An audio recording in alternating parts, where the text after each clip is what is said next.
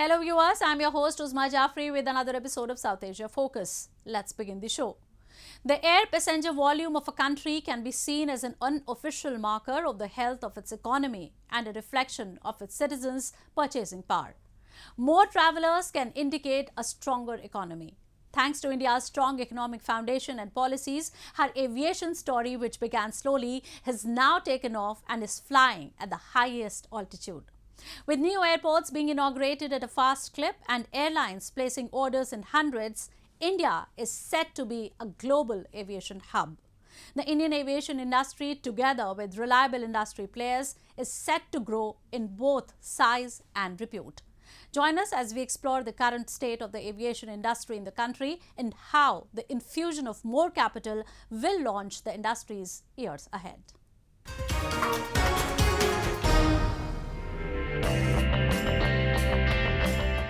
In a historic deal, Tata Sons-led Air India placed a massive order of 470 Boeing and Airbus aircraft last month to meet the sudden surge in the aviation demand in the country.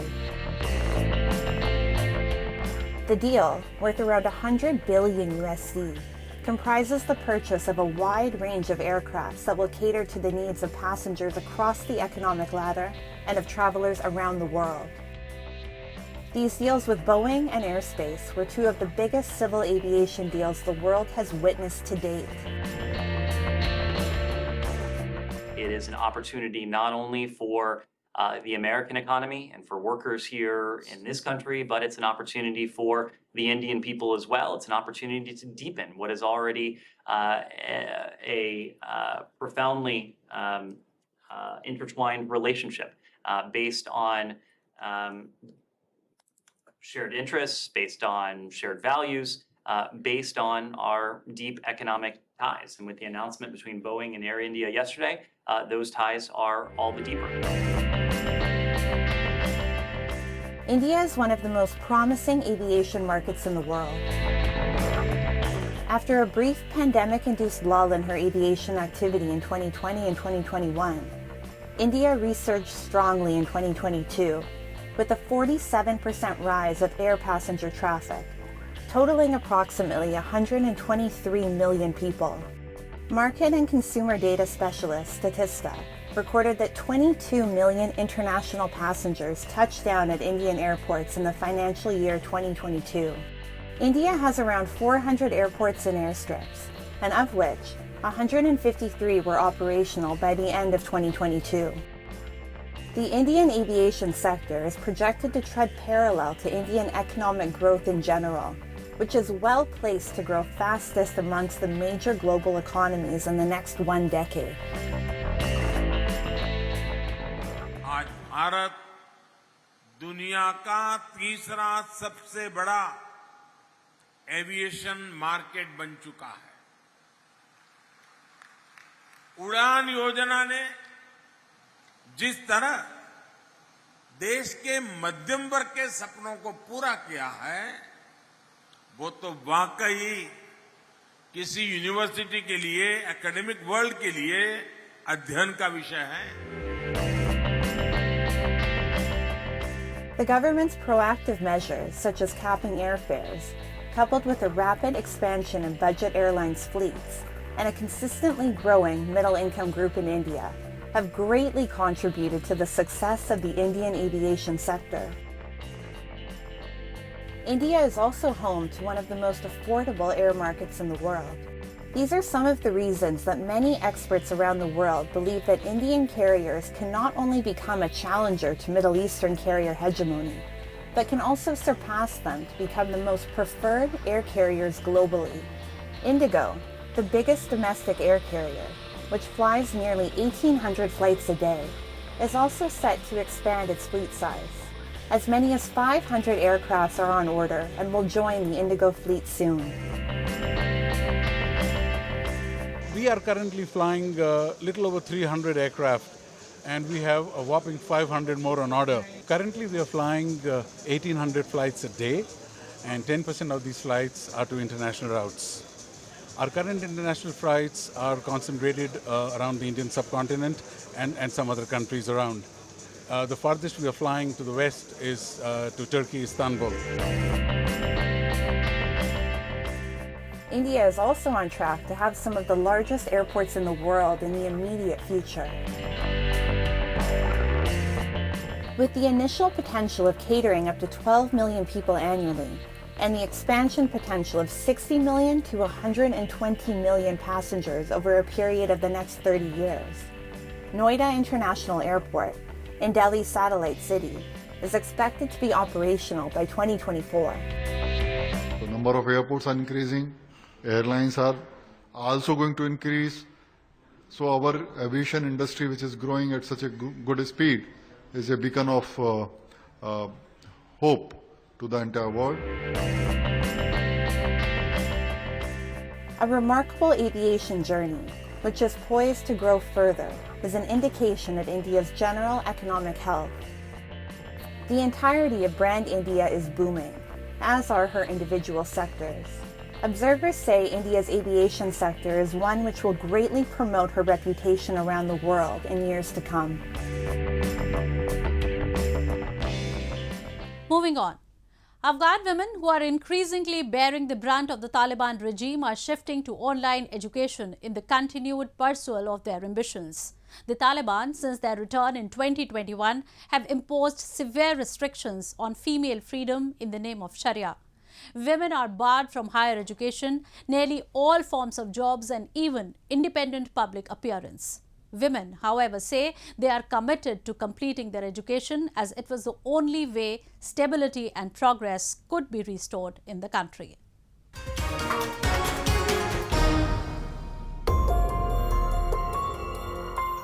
Sophia is one of those Afghan women who have taken a resolve to complete their education no matter how many obstructions hit them.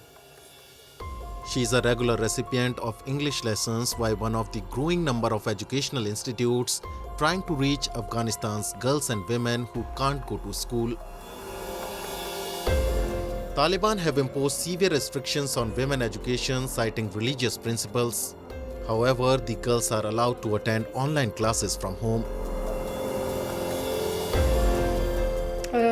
Actually, in that situation, that we are banning from going to school, university, or any type of courses, it's a good opportunity for girls, for women in Afghanistan to continue their education, their studies in online courses. So this is why I want to continue my studies in online courses, and this is my dream, this is my goal, to finish my studying, whatever what happened in Afghanistan.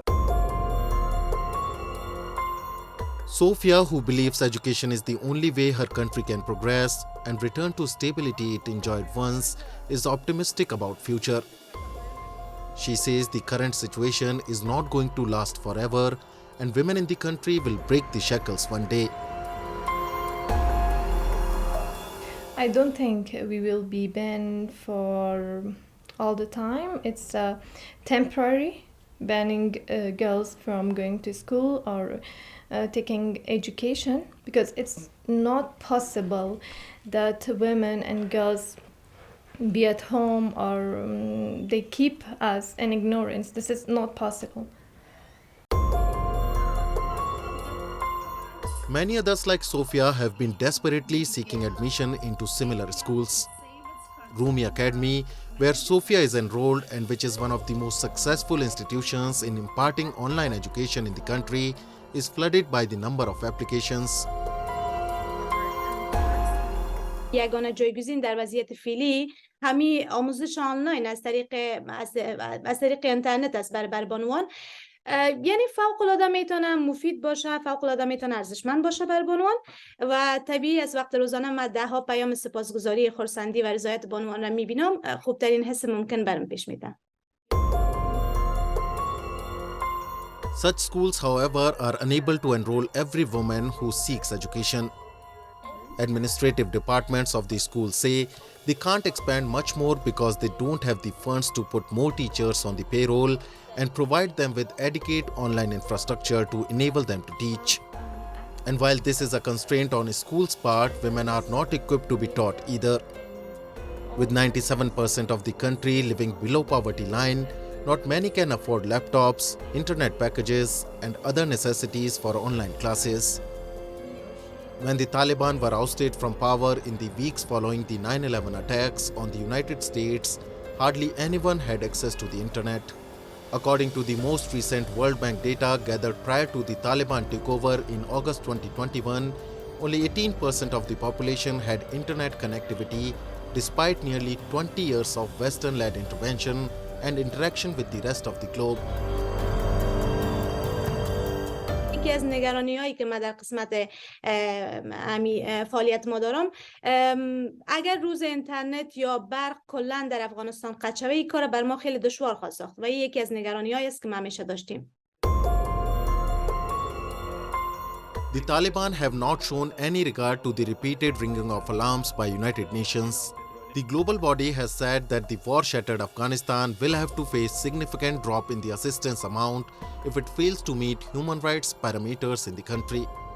It seems that what progress had been made for Afghan women over the last decades has been virtually washed away. While the country suffers at the hands of the Taliban and their ineffective policies and governance, it is the Afghan women who continue to bear the biggest burden. Moving on. As the Pakistani government lurches from one political crisis to another, the decision makers sitting in Islamabad have decided to go ahead with a digital census exercise that appears to be almost comical, if not for its insidious intent. Flawed in its rollout, criticized by the very politicians that sanction it, the digital census is an attempt to make all the right noises of a functioning democracy in Pakistan. However, the truth of this exercise is not lost on anyone. Come with us as we dive deeper into this new attempt by Pakistan to show that it actually does try to take steps for the prosperity of its people, however improbable that may sound.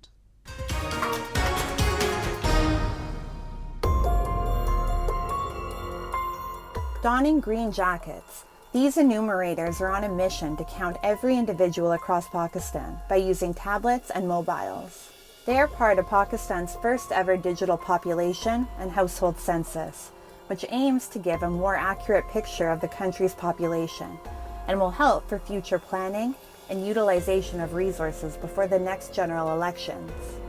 It is believed that population density data not only helps electoral seats in Pakistan's parliament, but helps assign funding for basic services like schools and hospitals. The data collected after the census will help shape policy decisions in Pakistan, which are now based on the 2017 census that counted the population at 207 million people. However, previous exercises have been marred by allegations of miscount and exclusion of transgender people and ethnic minorities.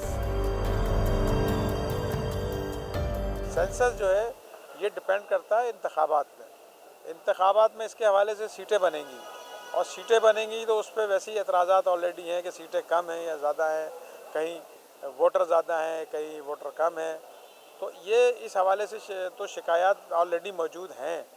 अब अगर इस census के वजह से फिर कुछ इस तरह की चीज़ें बढ़ गई तो आपका इलेक्शन जो है वो भी जो है शकों को शुबा से देखा जाएगा और हो सकता है कि पॉलिटिकल पार्टीज उसके हवाले से कोई अपना लाएअमल तैयार करें, कोई ऐसा लाएअमल जो आगे जाके कोई किसी प्रोटेस्ट में तब्दील हो जाए।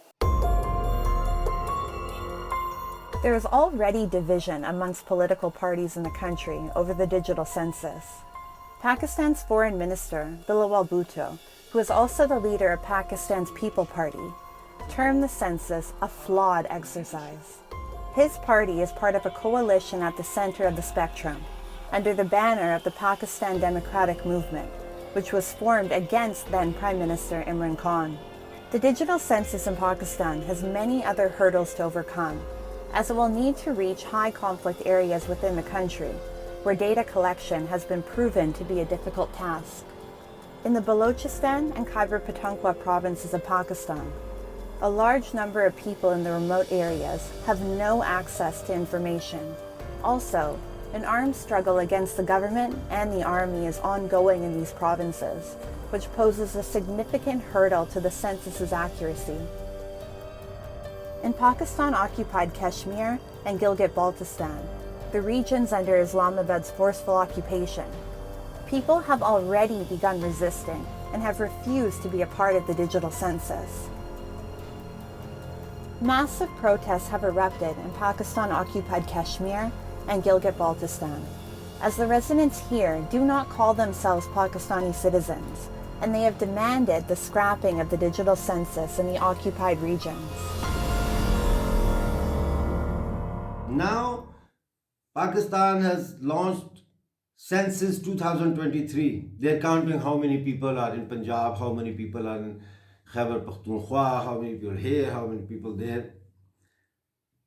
So, in this census, they come to Pakistani occupied Jammu Kashmir and they are asking people to sign, and they are putting their names under the column called Pakistan, when we are not Pakistan. We are a disputed territory. We are under occupation of Pakistan. While other countries took years of preparation to carry out population censuses digitally, Pakistan rolled out its self-designed digital census project in less than a year.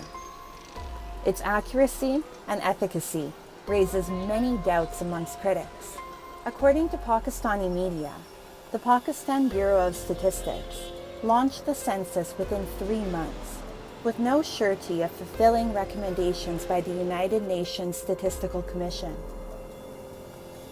The authenticity and secrecy of the data collected through Pakistan's digital census also remains in question. Experts even believe that the government may use the digital data for political advantage, instead of efficient resource allocation for its people. Already facing mass distrust by the population, it remains to be seen whether this census exercise will be another Pakistani waste of resources and time. Time now for Asia This Week, the stories from across the continent.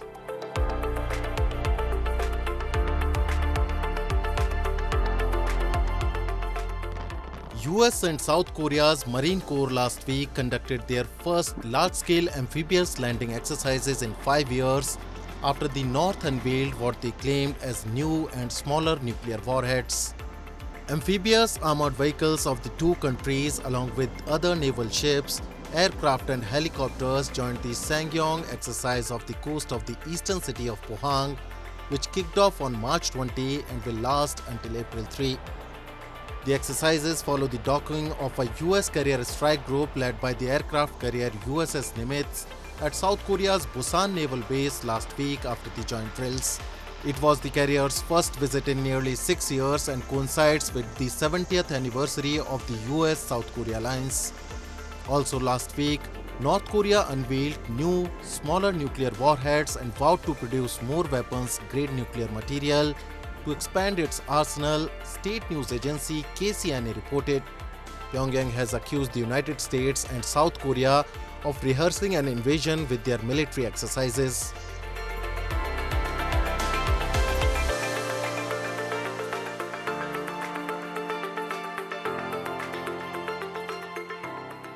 Thousands of Israelis came out in support of Prime Minister Benjamin Netanyahu's judicial overhaul plan last week, blocking a highway in Tel Aviv after months of anti-government protests convulsed the country.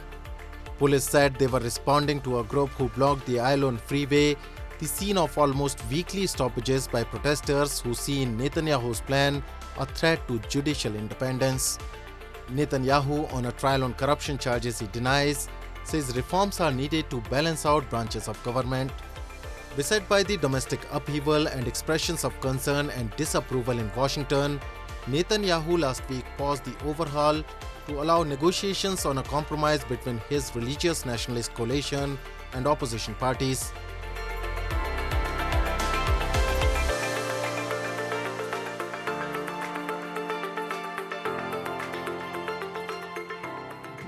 Myanmar's junta chief Aung Hlaing last week said lawful actions would be taken against terrorist opposition forces during a speech on Armed Forces Day to mark the 78th anniversary of the founding of its national army. The military, known as the Tamta Daw, celebrated with a parade of troops and weapons in the capital Naypyidaw, for the third year since overthrowing the elected government of Nobel laureate Aung San Suu Kyi on February 1, 2021. Meanwhile, the United States announced further sanctions against Myanmar, targeting the supply of jet fuel to Myanmar's military following airstrikes in civilian populated areas, the US Treasury Department said.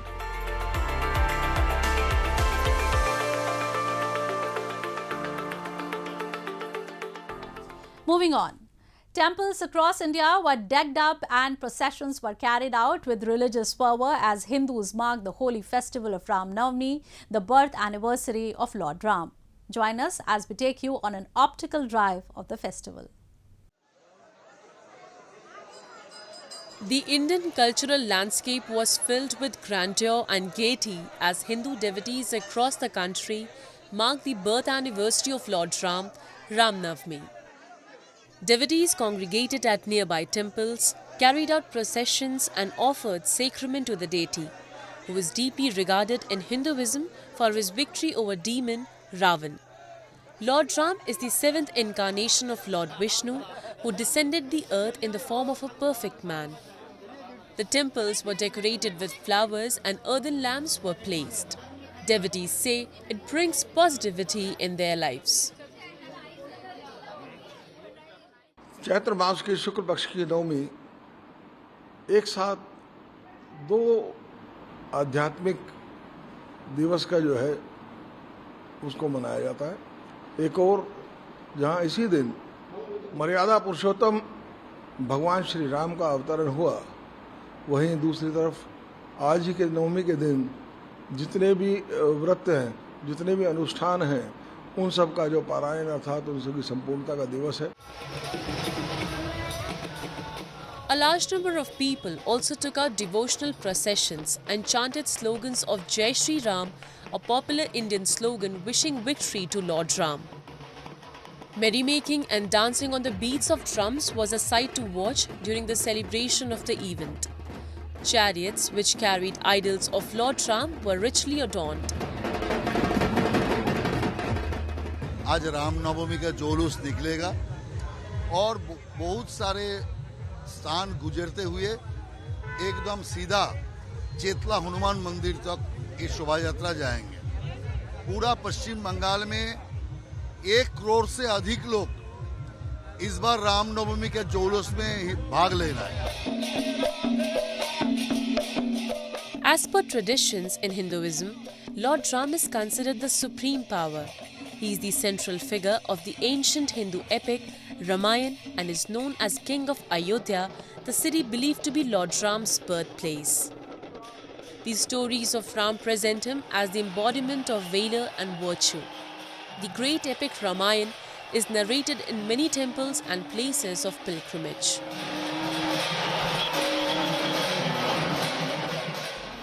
A Ram temple, which according to claims will be the biggest and the most beautiful architecture the country has seen to date, is being constructed in the holy city of Ayodhya.